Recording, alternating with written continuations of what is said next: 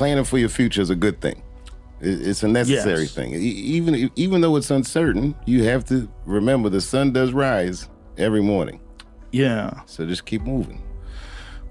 I just hope that all of you guys transcend whatever you see as your obstacles, and that you live outstanding lives, and that you stay connected to your communities because you have so much power there, and that you grow your communities and you diversify your communities, and that you don't let anybody tell you you can't or to be afraid. It's okay to be afraid because you can't be brave or courageous without fear. The idea of being courageous is that even though you're scared, you just do the right thing anyway. My mother and my grandmother were freaked out. You know, I was the first person in my family not to go to college that had not been a slave. Right. So I was really breaking from tradition. And it was like a graduation lunch we were having, and they had my dad come and talk to me, and my dad takes me outside and he's like, listen, and this is some advice that applies to all you acting students. He says, to be an actor is a lonely life. Everybody wants to make it, and you might not make it. And I said to my dad, well, that depends on what making it is, Dad. He says, what do you mean? I said, well, you're a teacher. I said, if I could make a teacher salary doing comedy, I think that's better than being a teacher. And he started laughing. He said, if you keep that attitude, I think you should go. He said, but name your price in the beginning. If it ever gets more expensive than the price you name, get out of there. The worst thing to call somebody is crazy, is dismissive. I don't understand this person, so they're crazy. These people are not crazy, they're strong people. Maybe the environment is a little sick. You have no idea what I put this woman through. If you had just given birth to me, that would have been more than enough. But the fact that you raised me and raised me well, we had a real oral tradition in our house. I knew the word griot when I was a little boy. A griot was a person in Africa who was charged with keeping the stories of the village. Everyone would tell a griot the stories, and they would remember them all so that they could tell future generations. And when they got old, they'd tell them to someone else. And they say in Africa, when a griot dies, it's like a library was burnt down. And my mother used to tell me, before I ever thought about doing comedy, she said, you should be a griot.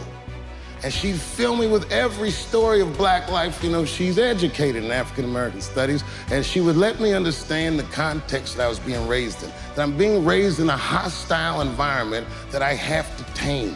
By the time I was 14 years old, I was in nightclubs, mastering an adult world. It was terrifying.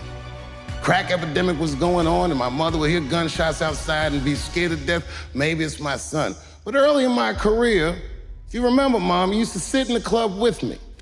She'd do a full day of work. You'd be back there falling asleep, just waiting for me to go on. She would watch my show every night. Do you know how long that car ride is home? How many of you have ever heard your mother say, jokes were a little too much tonight, son? I was a soft kid. I was sensitive, I'd cry easy, and I would be scared to fist fight.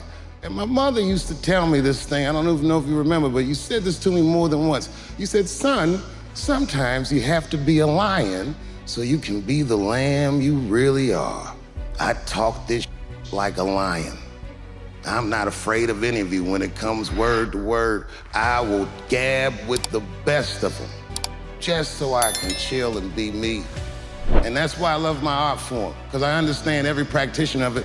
Whether I agree with them or not, I know where they're coming from. They want to be heard. They got something to say. There's something they notice. They just want to be understood. Love this genre. It saved my life. It's okay to be afraid, because you can't be brave or courageous without fear. The idea of being courageous is that even though you're scared, you just do the right thing anyway.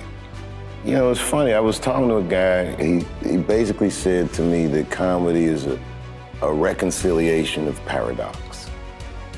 And I think that was a irreconcilable moment for me, that I was in this very successful place, but the emotional content of it didn't feel anything like what I imagined success should feel like. It just didn't feel right. Fame is a horrifying concept when it's aimed at you, you know. At the end of the day, it's something, you don't have that much control over it. You just try to conduct yourself the best you can.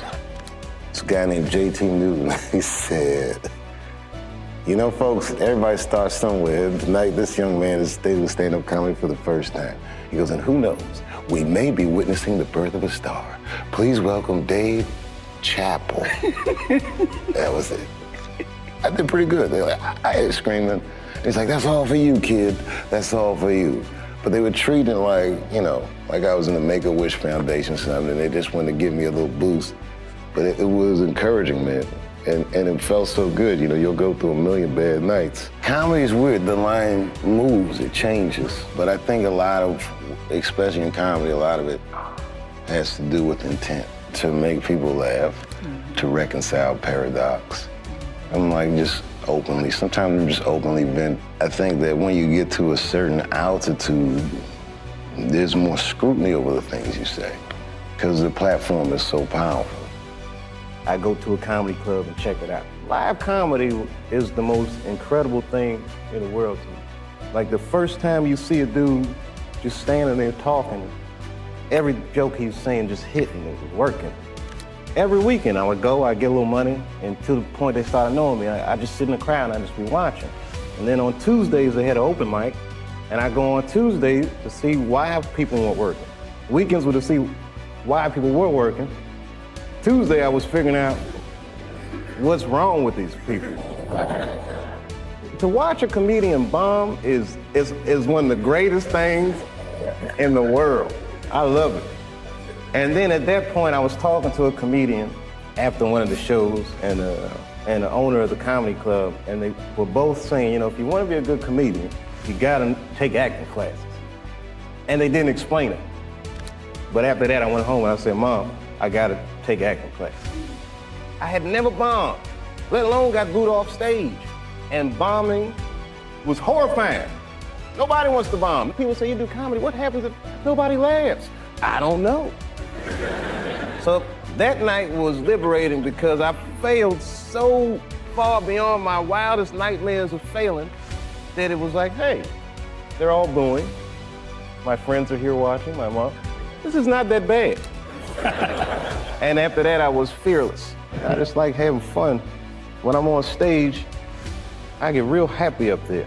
Like maybe that's the only time in my adult life that I feel like myself. You're standing up there, you know what I mean? Like a gladiator. And them lights is on you, and you look down, and it's just all these smiles around you, and they get dressed. They put perfume on and stuff, and they're going to see your show. That feels good, man. These people, you know, they love you. Even if it's for a minute, they really do. They love you, man, you know? It's like a love fest. Yeah, it's the best feeling, man. I love stand-up. You gotta make life interesting like that, because it's flimsy. Life is flimsy. You think you're gonna live forever, you ain't not gonna live forever. It's dangerous out here. We know what's going on.